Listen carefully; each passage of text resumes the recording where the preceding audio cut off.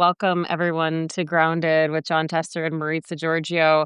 This is episode 61 that we are previewing right now.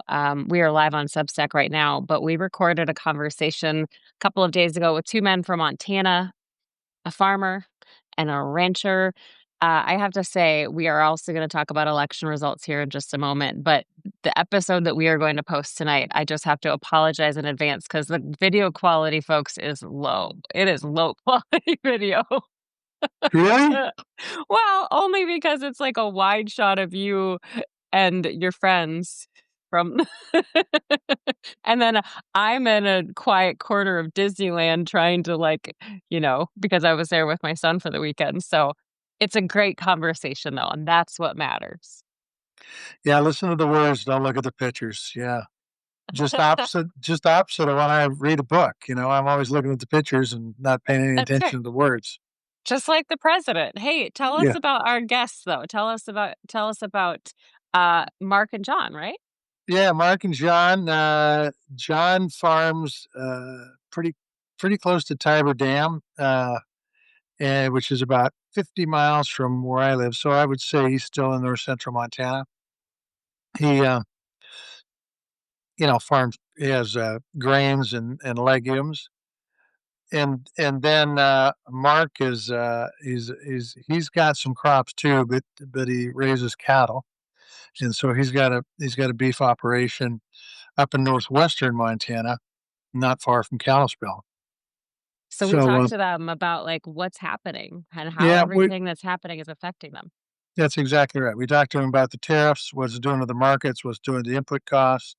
We talked to him about the president talking about importing beef out of Argentina, what that's doing to farm gate prices on cattle, and yeah, it was pretty interesting conversation. And, I just think that Mark isn't political at all. He's very centrist by his own words. And John is a little more political, but really, certainly he isn't in the state legislature or county commissioner or, any of those kind of things. So we got a bird's eye view pretty much from a couple dudes who really have no political money in the game. They're just trying to make a living. And they're both generational farmers in Montana. It means their grandparents and maybe even their great grandparents Hmm. were homesteaded the land, and so it's been in the family for 100 years or better. So Yeah, it's a good good conversation. And I conversation. think it's important for people,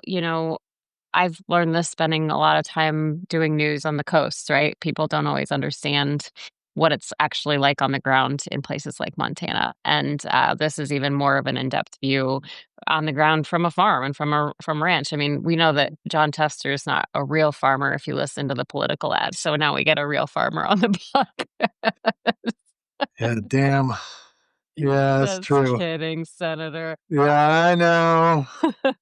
We have quite a few headlines to talk about, but I mean, it's election night. It's why we're coming to you live right now so late.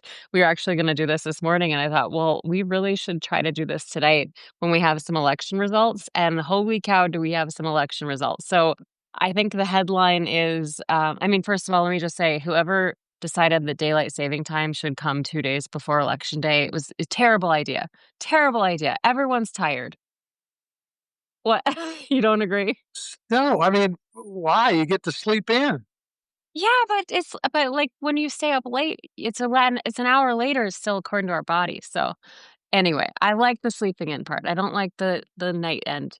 But I will say the headline tonight for me is that it was not a good election night for the GOP. We could go down the list here, but the big races that I was tracking, Virginia and New Jersey, Democrats both winning the gubernatorial races there. I mean, in Virginia, Abigail Spanberger, she flipped that from Republican to Democrat. First, not only first woman, but first mom to serve as Virginia's governor. And here's what's so fascinating to me about Virginia. This is where I get so nerdy, like so nerdy on election night. But the New York Times puts all of these really like detailed, granular little facts. And last I checked, all but 5 counties in Virginia shifted blue in this gubernatorial race from the presidential race last year, all but 5, and some by a little, but some by a ton. One county shifted blue by 22 points, and of the 5 that shifted red, the highest was by 2.3 points. That tells the story. So what does Bamberger win by? Is the final votes in yet? Oh, yeah, you were gonna ask me that. Yeah, I'm gonna do the same thing with Cheryl in New Jersey, so get used to it. All right. So, right now, not like more than 95% of the votes in, 57.4% compared to Yeah, 42.4. 57.4, that means, the other person got 42.6, 42.4, and then there were write-ins for point 2. 42.4. That's a landslide victory. Anything over 10 points is a landslide. Um, so look, I mean, and Cheryl, what was Mikey All Cheryl's? right, Mikey Sherrill won in New Jersey, and she won 56.3% compared to 43.1. Yeah, another landslide, more than 10 points. And by the way, Virginia probably wasn't a surprise, but I'm even shocked by the numbers in New Jersey. I mean, Mhm. typically New Jersey goes Republican after Democratic governors, and they didn't this time, um, which is which is pretty interesting. And then what about the state legislators around that have been in any Uh, gains there in like Virginia? I really haven't dug into that. Let me pick it up, though. Let me pick it up because you were gonna ask me about that, huh? So I've been in meetings all day, so I need to know this stuff. He's asking me to Damn right. let's And I'm see. going to fact check you right now. Well, so Jay Jones won the attorney general race. I mean, he had a pretty big He had controversy. he had A more baggage than Delta Airlines, and he still won, which is amazing. and then a Democrat won the lieutenant governor and in the state legislator. Let's see here. Oh, yeah, I mean, it's mostly blue from what I'm seeing. I don't see the Okay. final numbers, but yeah, And in what terms of anything delegates. happen on the courts? I mean, didn't Pennsylvania have a couple of Supreme Court Yep. So seats up? Pennsylvania had 3, and the 3 Democratic-leaning They won. justices, they retain their seats. Yep. Yeah. So, And then we have let's talk about New York City. Mamdani won oh New yeah. York City, and then we have Prop 50 in California. Voters in California approved that. Of course, that's a ballot initiative that basically gives the power to Democrats to redraw the state's congressional district maps. So this was basically Governor Newsom's way of fighting fire with fire after Texas did this. The difference is Texas just said, "Hey, we're going to do this through the legislative process." California couldn't do that. They needed voter approval. So they said, "All right, let's do it." And they got their voter approval tonight. So I definitely, I mean, the headline for me, like I said, bad night for the GOP, but I'm wondering from your standpoint, Senator, I mean, will these results shock the system at all on either side? Does it give Democrats a boost? And also, does it, this is the question I have for you. Does it change any minds in Congress?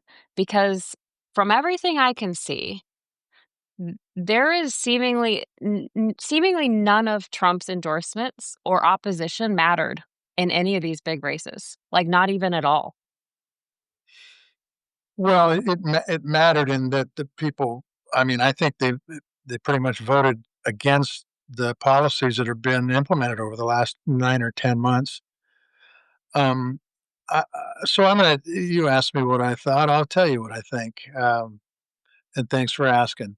Um, I don't think it's going to change President Trump's opinion because there's been a lot of things that have happened that haven't changed his policies. And I think this is a referendum on tariffs. It's a referendum on how we treat people and uh, whether we give people due process or not. But I'll tell you what I would be doing if I was a Republican in the House or the Senate. I'd be saying, "Hey, man, this is also a referendum on us because people are tired of us being do nothing and rubber stamps." And I hope because I still, even though there's a lot of folks that write in and say, "Tester, you're full of shit," because these guys aren't good people or they wouldn't be doing what they're doing. No, they're good people and they know better. And I think they're expecting the courts to bail them out on a lot of this stuff. And now if they didn't hear from what transpired in the election, um, I think they're making a big mistake. And hopefully they heard the message that's been across. Tariffs are not to be applied by the President of the United States. Constitution is clear. They need to be done by Congress. If Congress wants to do them, then go ahead and do them, guys. But it shouldn't be the president's job, okay? Because that's not what our founding fathers had in mind. And the list goes on and on and on that. Tearing down the east wing of the White House. Are you kidding me? If Joe Biden would have done this, they'd throw his ass out of Washington, D.C. It's a sign of what is going on in Washington right now, and it's out of control with no checks and balances. And I think this is a bigger message to Congress than it is to anybody else. Is it a message to Trump? Absolutely. It's a rebuttal of his policies. But I think it's even a bigger rebuttal of a Congress that doesn't do anything to put those policies in check. So we've talked a lot about why, why aren't they doing this? Why aren't they speaking out? Why aren't they saying anything? And we've talked a lot about fear, whether it's actual fear of physical violence or fear of being primaried, which is something we've talked about a lot. But like I said, I mean, he strongly endorsed Cuomo in New York. Mamdani won handily. I mean, New York had the highest voter turnout. The New York City had the highest voter turnout since 1969 tonight. That's incredible. And then you look at, up and down the board. I mean, none of his endorsements mattered. And so I'm wondering if that fear dissipates. No, I think that as long as the policies keep coming out of the White House that have come out for the last 10 months, um, then I think people are going to continue to react like this. And I think the only thing that quite honestly stops the 2026 election from being a repeat of this one in 2025 is if we don't have a fair election.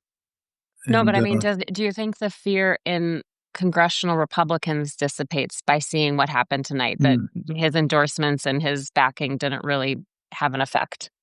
I think so, but you never. I mean, similar things happen in 18. I mean, I don't. You remember when I was up for election and you were a reporter back then? You hadn't been laid I off. I was remember. still a U.S. senator because I hadn't been laid off. But Trump came to Montana, shit, 4 or 5 times, and it didn't do any 5. good.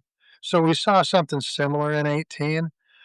I think it's different now, though. I really do. I mean, I think some of the stuff that's being done now is beyond the pale as far as what a president should be doing under the law and under the Constitution of this country. And so it's an interesting time. Now, these are very short news cycles, and things move away, and there's things that happen right before this election that is, really political malpractice and allowing the SNAP benefits to go away for no reason. I get a kick out of this stuff. The one of the senators said, "Oh, this is because of the Democrats." No bullshit. This is the first time ever SNAP benefits have been taken away Okay. from people because they've always had that fund to make sure they have them. So, it's an interesting time. But you had SNAP, you've got tariffs raising hell with everything. You got that big beautiful bill that's a piece of shit that's raising hell with healthcare, especially in rural America. So a lot of these places, it isn't a surprise that they flip from Republican to Democrat because a lot of the policies they put in are impacting these red districts as much or more than they are the blue districts. And everything shouldn't be looked at from a lens of politics, by the way, because we're all Americans and we all have to live in this country and we all want our democracy to work for the best of all of us, not just the red team or the blue team or the libertarian team or independent team or whatever team that's out there. The fact is that's why you need bipartisanship in Congress. That's why Congress needs to do their job to hold the executive branch accountable. And none of that's been done in the last 10 months. Let's be honest. On the big, beautiful bill, there was no discussion with the Democratic side. They rolled them and put it into place. It was not a good bill. It was only people like Tom Tillis on the Republican side that said, whoa, this doesn't work for the people of North Carolina. And it didn't work for the people of Montana or any other state, by the way. And then you've got the tariffs, and you hear crickets out of folks on the tariffs. And the tariffs are the biggest tax increase on American people in any president in my lifetime. I can't believe it. $90 billion in 10 months. Give me a break. And if you think other countries play this, you're smoking something illegal. And pot's legal in most states in this country now. So I don't know what the hell you're smoking. So I got, it's pretty crazy what's going on right now. And so I think a lot of the people, there was a lot of energy, obviously, big turnouts, and people just said, "Whoa, time to time to make the Constitution of this country work. We're coming on 250 years, and these folks always claim to be, oh, the Constitution. I've got it right here next to my heart in my pocket, but they forgot to read the damn thing." And I think the people said, "Read it and follow it." So here's what he's saying tonight, he being President Donald Trump. A half hour ago, he posted something that's cryptic and in all caps, of course, and it says, "And so it begins." I don't know what that means. But an hour ago, he posted about passing voter reform, voter ID, no mail in ballots, terminate the filibuster. So he's already been setting the stage a little bit to challenge the results of tonight. Earlier today, he went on a rant about how the voting is rigged in California. That's total. Uh, That's just stop. That's total bullshit. If anybody wants to rig us elections, it's the people who claim the elections are rigged. Okay, those are the folks who want to rig elections. so my friend, actually, Liz Landers, pushed back on this in the White House today because she asked Caroline Leavitt about those claims. And Caroline Leavitt basically said the administration is looking into executive action to ban mail-in voting. She went on to double down and say there's voter fraud in California. Liz pushed back again. She asked for evidence, and basically Caroline Leavitt said, "Oh, we'll get it to you later." So we'll see I what mean, happens. it just doesn't make any sense. I mean, it's just like the 2020 election. Everybody knows this election wasn't stolen. He still claims it. I mean, all this stuff. People need to base their decisions based on fact, and I think the folks who voted today based it on the fact that they don't like tariffs. They don't like how ICE comes in wearing masks and unmarked uniforms and tackling people that are their neighbors. That that just isn't right, and it's not what this country stands for. And then take away SNAP benefits on top of it. I mean, it's just crazy. It's just crazy. That's all. Yeah, And we'll talk about this.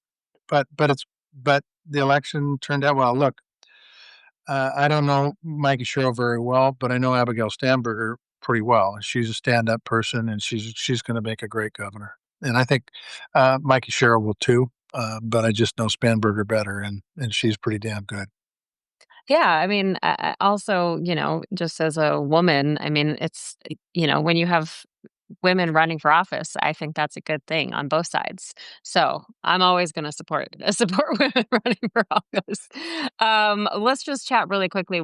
I mean, in any other news cycle in my lifetime, this would be massive news, and it did happen to come on election day. But we woke up to news this morning that former Vice President Dick Cheney died at the age of 84.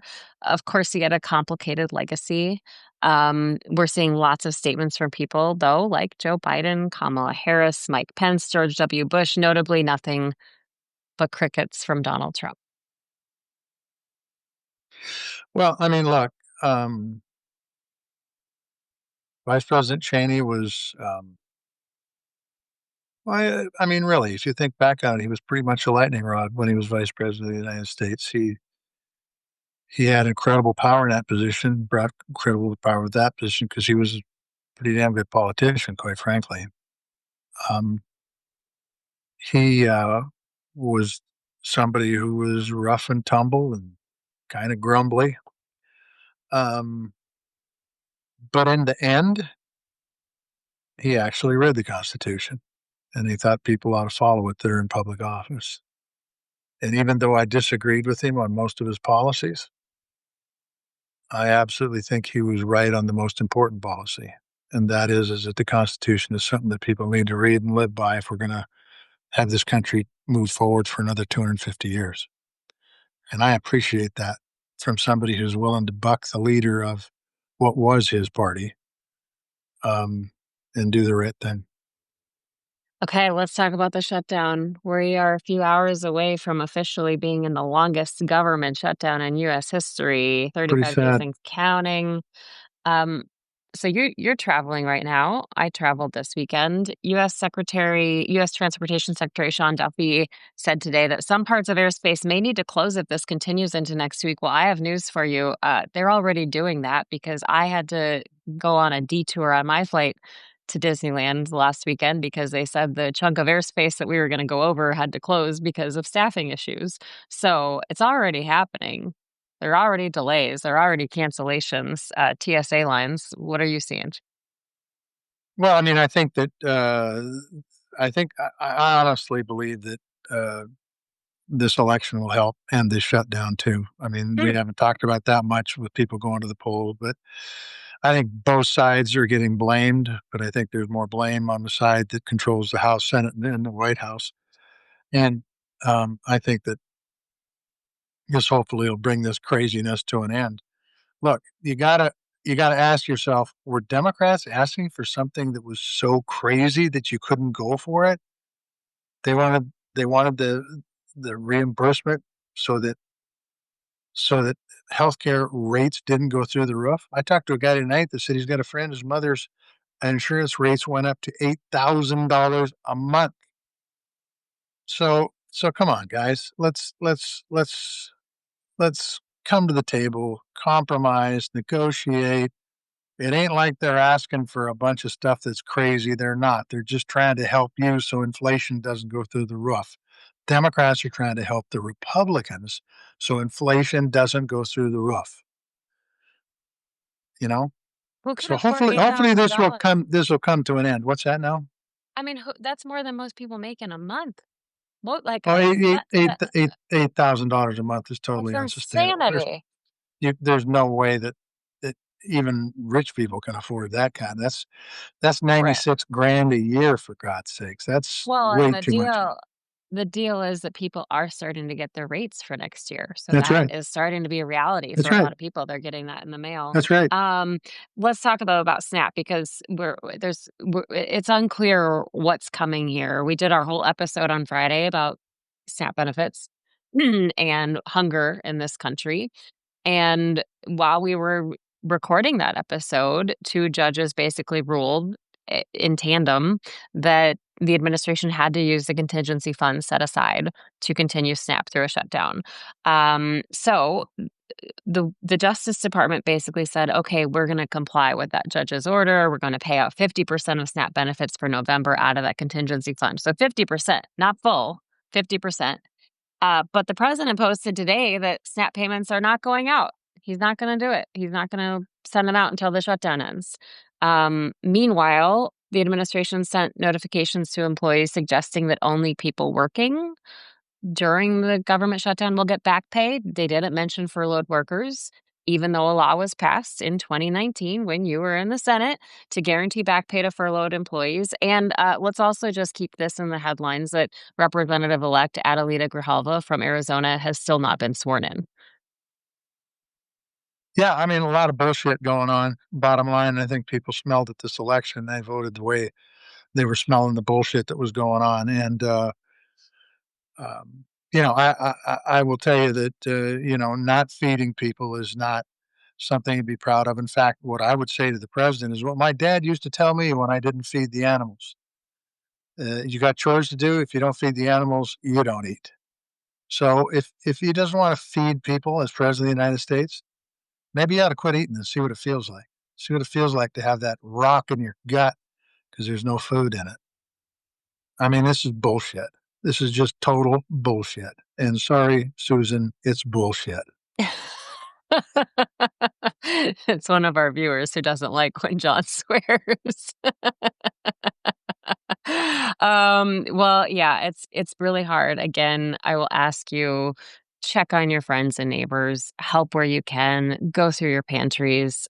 People are struggling. People are really, really, really struggling right now. I'm seeing a lot of people online asking for coats, asking for boots, asking for food, asking for cash here and there. I mean, it's a scary time, and especially with that unknown with SNAP, even if it goes into effect fully, it'll take a long time for those benefits to go out and actually help, especially if you're a furloughed worker and now you're suddenly unsure if you're going to get back pay. Couldn't All have right. said it better if I said it myself. All right, so that's enough headlines for tonight. We are going to pivot, but I just want to do a quick programming note. This Friday, we have our rescheduled conversation with Sharon McMahon. That's at 10:30 a.m. Eastern time. America's government teacher. Excited to talk to her. And then later that day, we are joining Edwin Eisendrath on his show called "It's the Democracy Stupid." So if you cannot handle much of us, not like, you're just sick of us, then I'm sorry, Friday's not your day. You're not gonna win on Friday. John's asking if about your hat. Well, we already did the hat on the pre-recorded conversation, John, so you'll hear the hat at the end. Senator Tester has been in meetings all day. He's oh, I have to mention too, he's gonna be live on MSNBC after this all night, right? Doing, election analysis with I don't them? think it's going to be all night, but there'll be a hit. Yeah, there will be. Alright, so make sure you tune in. So that's why he's gotta look professional for his real job. Get out of here. Yeah, you're right. It's it's all good. So let's just pivot now into our conversation. I'll just rock and roll. Just well, look, I've got a guy here who runs cows, and I got a guy here that raises crops. Okay, these are real ranchers and real farmers that are here to talk about what's going on the farm. I'm just going to kind of set this up for a little bit because everybody that's watching this probably knows that my wife and I still farm. That's what we do for a living. And we've been doing it for nearly 50 years. And we've seen a lot of changes over the last 50 years, but I don't know that I've seen any like we've seen over the last 9 months. And I'm gonna start with a crop guy, and I'm gonna have him introduce himself, and then we're gonna talk about what's going on the farm. So Okay. uh, here we go. Introduce yourself. Tell us what you do. Where you from? Yeah, I'm John Wicks. I'm an organic grain and pulse grower in north central Montana, and I'm a Montana Farmers Union member. Yeah, and you're south of Chester, right? Yep. So he says south of Highline, about Okay. miles or so. Isn't that about right? Okay. So what kind of year did you have, John? I had a better year this year. We've had kind of been facing a drought for the last four, but this year cut a good crop. But I'm a little concerned about the prices that we're seeing at the elevators and the availability. And I ship a lot of things up to Canada, the pulses. Mm. With tariffs, that's been kind of an issue, a lot of uncertainty there where our crops can go. And it was a little limiting factor getting contracts in the first place. So there's some challenges, and, not having the FSA offices open to have support has been a challenge. So Because there, of the shutdown, John? Is that why the shutdown? yeah. Yeah. So they reopened, but there's like two people in the office and there's a lot of stuff they can't do. So that's kind of hard when you don't have access to the help that you need. So Good. let me ask a question about that because I'm just wondering. I mean, we hear it from John Chester, but everyone knows you can't trust him. So let me hear it from you, John. What is it like for you, like on a day to day basis? Are you following the news? Are you trying to keep up with what's coming so you can at least anticipate? Or what does that look Yeah. like for you in your real life? Well, I think there's just so many uncertainties, and every day I'm shocked at the new thing that's going on. And I think, well, I can't, this has got to get corrected at some point. And every day there's something new and a new worry. Um, so it's a little frustrating and stressful, but farmers are pretty hardworking people. Will find a way, but it's really hard to do without those safety nets. Mhm. Yeah, and John, just so folks know, you're how far are you south of the Canadian line? Your place? About 45 miles. Yeah, he's 45 miles. And you talked a little bit about tariffs and how you had a market up there. Does that market still exist now? There's a little bit of a market since some of the things have backed off, but when I was looking to get my contracts in place so I'd have that price for my insurance, I talked to a processor up there that said that, I'm not going to say for sure whether I'll take that, at the end of the year, because he said he ships up and buys American and Canadian lentils, processes them, and then ships them back. So he said, I'm going to get hit both ways with this, and I can't for sure tell you if I will honor that contract. And some other ones said that they would, and but you don't really know. Yeah. And So it's just like uncertainty, constant uncertainty. Yeah. so what have the prices done? Well, the organic prices, I'm an organic producer, they kind of follow the conventional market a little bit. But so with that drop in the conventional market, I've seen my spring wheat is dropped maybe 3.5 to $4 a bushel, and the durum same. The pulse price is kind of hanging around average, but a lot of that grain, which I produce the most of, has taken a big hit. Yeah, and one of the things that you talked about uncertainty, Marisa, but one of the things that really you need to have in business and agriculture is the same way as you've got to have certainty and you got to have certainty in markets. And pulses are something, and it's the same thing with wheat as far as Montana goes, but we have to export it. And if you don't export them and that market's gone, um, it just doesn't work. I mean, you can't, if you don't, you ask the soybean growers, if you don't have a market, then you can't sell them. And if you can't sell them, you can't stay in business because that's how you make your money.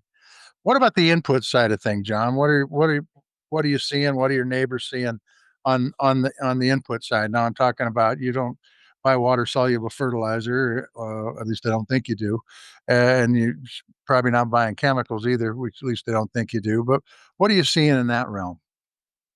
Yeah, I'm seeing a lot of neighbors that are conventional farmers, and we talk about everything. And one of their concerns is fertilizer prices have gone up.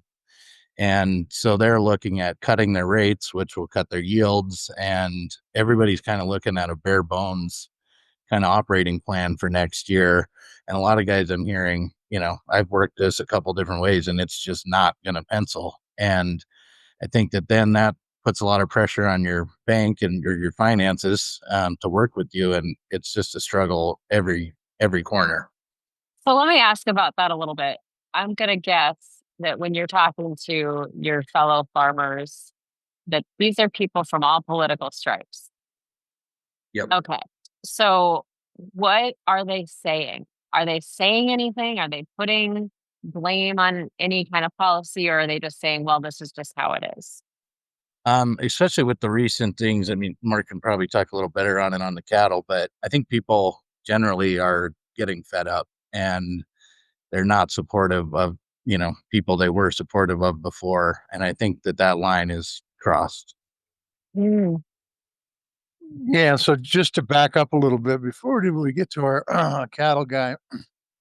So John started out talking about how the markets were severely altered to the negative and how input costs have gone up, which squeezes the margin in the middle. And the margin's never been too wide for people in production agriculture. We've always had pretty thin margins. What we haven't talked about, and we'll talk about this with Mark too, is equipment. What have you seen equipment doing and price of parts and if you in parts availability? Yeah, that's been a huge challenge that I didn't even think about really, in this conversation, but I think about it every day. I run a header that is, especially doing the organic, a lot of your machinery is for foreign made, and the getting them is taking a really long time, and the price has gone up like an unbelievable amount. And like a little part that I would think would cost 30 or $40 is now, 150, $200. So it's kind of a real scary thing to have going on. And the equipment costs are expensive. Even though a combine might be put together in the US, the bearings and the pieces all come from China. So it's everything is going up, and it's a real challenge. So what is that going to mean? Like, what are we going to see? What are we in for right now? What are we going to see in the next year across America? Yeah, I'm not sure. I think, people are going to pay out the nose for parts. And like, I'm thinking about getting a mill and a lathe and trying to do as much rebuilding as I can myself. But it's in the wait times for some of these parts. I was down for a month and a half during harvest trying to get, I mean, basically a plate with some threading on it that was high grade threading. And, if I would have known it was going to take that long, I would have built it myself. But so there's a lot of challenges, crops sitting out in the field at that time. So it's scary. So then, John, like when you hear about the government saying, "Oh, we're going to cut a check to our farmers to reimburse them for this." What is that like? What's your thought process on that? It's a little insulting, I think. For me, it's, the things were meant not perfect, but things were working. And because of some of these actions, now we're faced with a lot more of these problems. And it's really magnified a lot of the problems that were already there. And to just say, oh, we're going to cut you this check and, we're fixing it later. It's why did you mess with it in the first place? It seems like it was like shaking the hornet's nest without a real reason. And so it's kind of insulting to just, we're going to band-aid it. And we don't want a band-aid. We want solutions and we want to market for our crops. We don't want to take taxpayer money for our operating. Yeah. You got a question, Maritza? If you don't, I'm going to ask John if he has anything he wants to say, wrapping it up, and then we're going to go talk Well, beef. We're going to talk some beef. well, I do have a question, but maybe we'll wait till the end because it's probably for both of you guys. So go ahead. Okay. So, just for a little bit of background here, a few weeks ago, maybe a month ago, the president of the United States decided to cut a $20 billion check to Argentina and to prop up his economy. And of course, what Argentina did then was undercut the soybean growers and sell a bunch of containers of soybeans to China. But that doesn't have much effect on us because we don't raise soybeans, okay, in Montana. It does for the folks in the Midwest where my daughter lives. Those folks are in a hurting unit that are raising soybeans because they don't have any market. But then a few weeks after that, he said, we're going to start importing Argentinian beef into this country. I've talked about it a fair amount on the podcast about the upside and the downside of that. And there isn't a lot of upside, but there's a shit pile of downside. And we've got a guy here that raises cattle. And Mark, I want you to introduce yourself. Tell us where you're from. Tell us what you do. So I'm Mark Sedarius. We're a farm and ranch operation east of Kalispell, Montana, along the Flathead River. We've been there a long time and done the same thing for a long time. So our operation, we do crops and cattle, cow-calf unit, as well as a feedlot and a direct marketing co-op or direct marketing component to that. So that's what we do. And so, Mark, just before we get to the cattle thing, since you do both, are you seeing things similar to what John said here on the crop side of things? Yeah, what John's saying, whether you're an organic producer, conventional producer, whatever you are, it's pretty relevant across the board. It's just an ugly scene out there. Okay. Now, you raise cows, and you might have said this, so forgive me. Is it cow calf operation or you feed? You Yeah, feed. both. You raise baby calves. So he's got mamas and babies, and then he takes the babies and fattens them up and makes some great steak and roasts and that good kind of stuff out of it. So what what's the cattle market been the last 2 3 years? I guess volatile would be what I'd say. The last 2 or 3 years, we've been on this uptrend that's been a pretty steady uptrend, but it's ruthless it's great if you're selling in it. It's really bad if you're buying out of it, I guess. So for us, where we're selling, calves in and stuff in, but at the same time we're buying feeders back out to put in on feed. So we ride both sides of the market, and it's a wicked thing. And what I talked about, the president talked about importing Argentinian beef. There's been talk about him taking the tariffs off and importing Brazilian beef too. What has that? And that's just occurred in the last month. What has that done to the market? So as these talks have come up and as speculation has come up with Argentina, Brazil, with any of these other beef imports and waiving of tariffs, I mean, that market that causes this big ripple in the markets. And I say a big ripple in the fact, $200 or $300 a head on any given day coming out of media coverage. So, $200 and $300 a head down. down two and $300 a head down. So it's taking cattle that if somebody is buying feeders out of the sale barn on Monday, Tuesday they may be well below the cost of ever recovering that, So the So like volatility, what would like a normal cost per head be so I can visualize that? What were they and what are they now? Yeah. so we'll talk about 10 weight calves, 1,000-pound calves. We'll talk about big calves that are headed into a feedlot to finish. So 10 weight calves a month ago were probably bringing $3,100 a head average. And any given day, if there's bad media coming out on that, if there's talk of that, you'll have $2,800 a head 10 weight calves, $29 a head 10 weight calves. So there's $200 out of that, and we're talking a margin that these feeders, if we're dealing in a market in a margin of $300 or $400, or less, our margin can quickly erase. And people will say, "Oh, you're in a record market. It's record prices still, but we're paying record prices. We're paying record prices for everything." So, our margin hasn't changed. So when those markets bump, when we hit these dips, our margins vanish. And when the price of a cow, 1,000-pound cow, drops by basically 10%, there ain't much left to pay the bills after that. There's not. So you're right. Yeah, and so in the end, you guys both are running operations that are generational. Your folks ran them before you, correct? Yes. Grandparents too? Yes. Grandparents too? Great grandparents? Yeah. Wow. Yeah, so these guys been there since it was probably patented, correct? Since the Homestead era? Yep. And They probably so know some of my family. yeah, well, yeah, probably does, but probably won't admit to it. Okay. Uh, but at any rate, so they've been there for 3, 4 generations, and they've seen ups and downs. They've been through the dirty 30s. They were through the 1980s when all our neighbors left. What do you compare this time to? Is it that dangerous as it was in, say, the 1980s from what they tell you?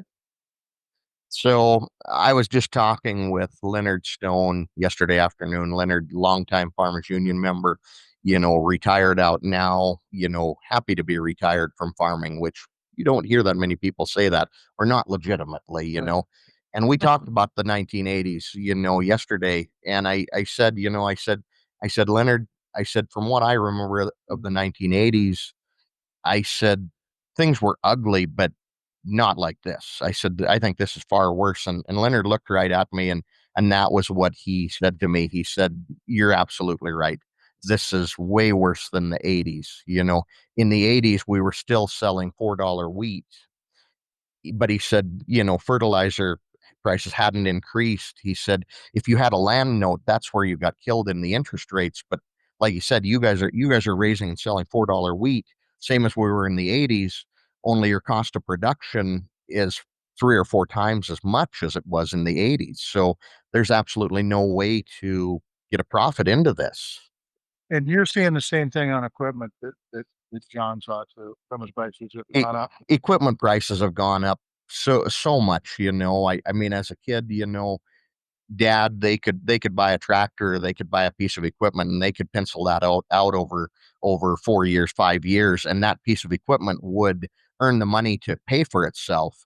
At this point in time now, if we go and buy a new piece of equipment, we have to take the whole fleet, the whole farm, every piece that we've got, and we might be on a 7-year payoff with every other item contributing into that. There's no such thing as paying an individual item with that item. Yeah. So the bottom line there, from a farm gate standpoint, listening to these two guys, and it confirms everything I've said too, is that when you have prices that are artificially low, and I think we can say artificially low, even though they are really low, and input costs that are up, it puts everybody at risk that's in production agriculture of going broke. Now, John doesn't live very far from me. You're probably 60 miles from me. And, the land we farm it's worth plenty, but it ain't worth nothing like the land that Mark farms. I mean, he is in a place where they would love to gobble you up in a minute and build houses on it. And so there's a lot of pressure from that on you and on your family too. Want to keep And for our viewers who don't know yeah. Montana geography, I mean, this is the crown of the continent, right next to Glacier National Park, Yep. Northwest Montana, gorgeous, pristine, beautiful Montana, how you see it in the movies. Now, John and I would disagree because we think the prairies and the grass are fine, but There, Mark's got water and trees and shit like that. But notice you said fine though. They're fine. They're fine. Northwest Montana is exquisite, but the prairies are fine. no, come on, come on. Jeez. My family's from Northwest Montana. Yeah, exactly. She's from just south of her family is. So yeah. She's got a lot of money. She's a trust baby. Yeah. Yeah, right. Yes. That's But yes. but getting back to the topic at hand. So when you've got a situation where you've got prices that are pushed down low, I believe it's because of tariffs, and I think the record would bear that out. And then because of tariffs too, you got input costs that have gone up, whether it's fertilizer, whether it's chemicals, whether it's price of equipment or repairs. And so it really puts farmers in a bind. And and what John said is exactly right. It's okay to talk about writing a check to farmer, but I don't know a farmer that's alive that doesn't want to get his check from the marketplace. They don't want to get it from Big Brother. They want to get it from the marketplace. They don't want to be beholden to their tax-paying neighbors. They want So to get it from the marketplace. let me ask this question, and you guys don't have to answer this if you don't want to, but are either of you very political? I am not. No. A little, yeah. A little. Okay.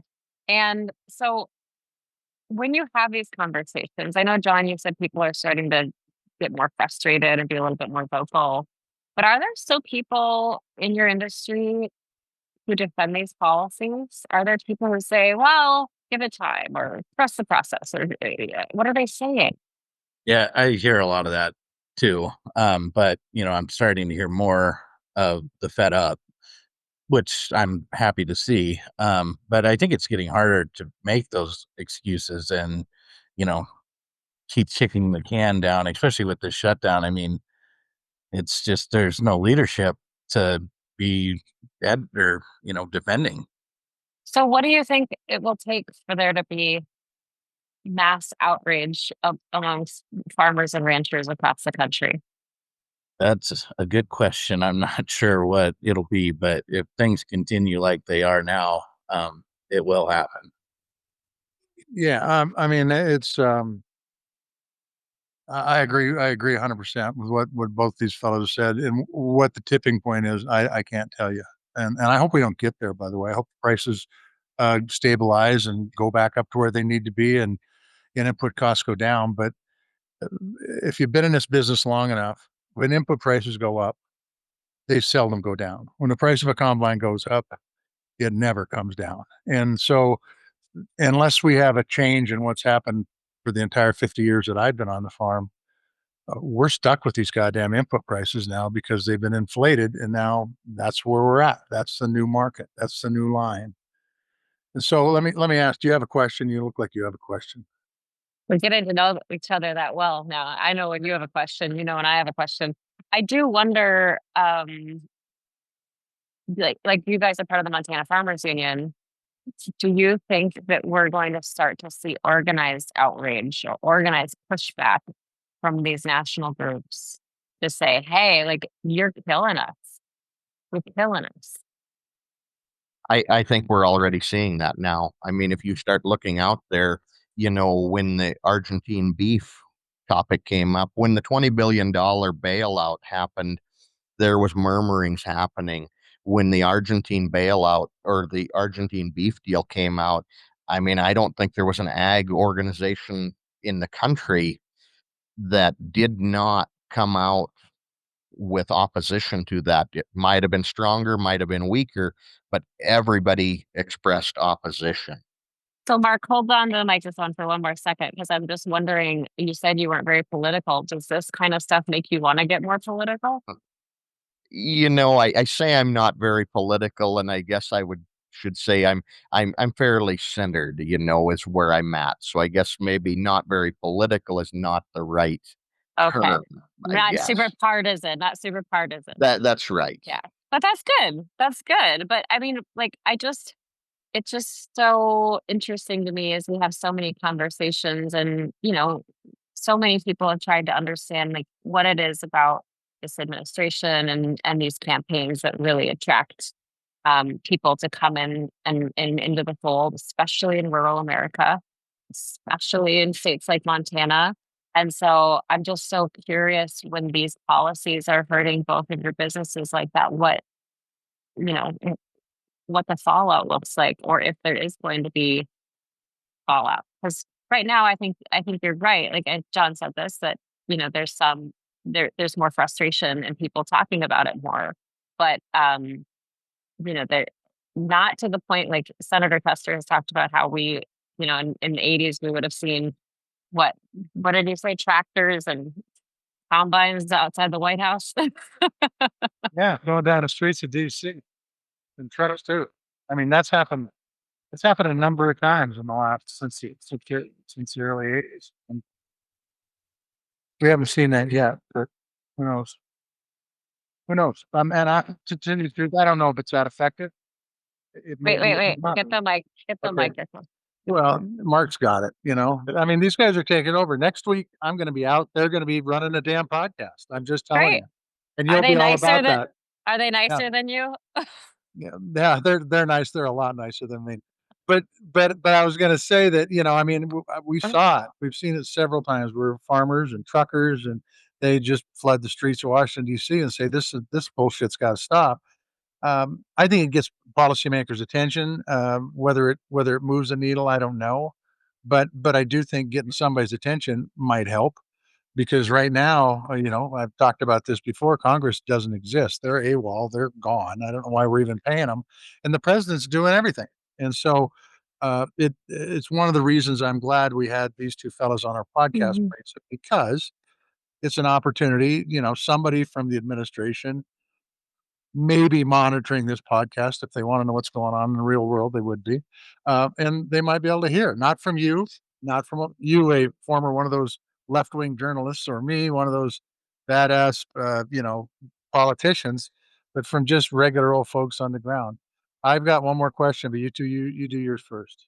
Okay, he knows me. He knows me. My question is, have either of you reached out to your lawmakers about this? So yes, we've met with our lawmakers, and I think John's going to have the same answer. We've met with them through Farmers Union, through Montana Farmers Union, but we have reached out, we have talked with them, and I can say from my side of things, from the livestock into things, from the cattle into things, since we met with them and since this Argentina beef deal has been talked about, they have come out with language that's a lot more responsive to that. Whether they'll hold to that, I don't know, but I hope they will.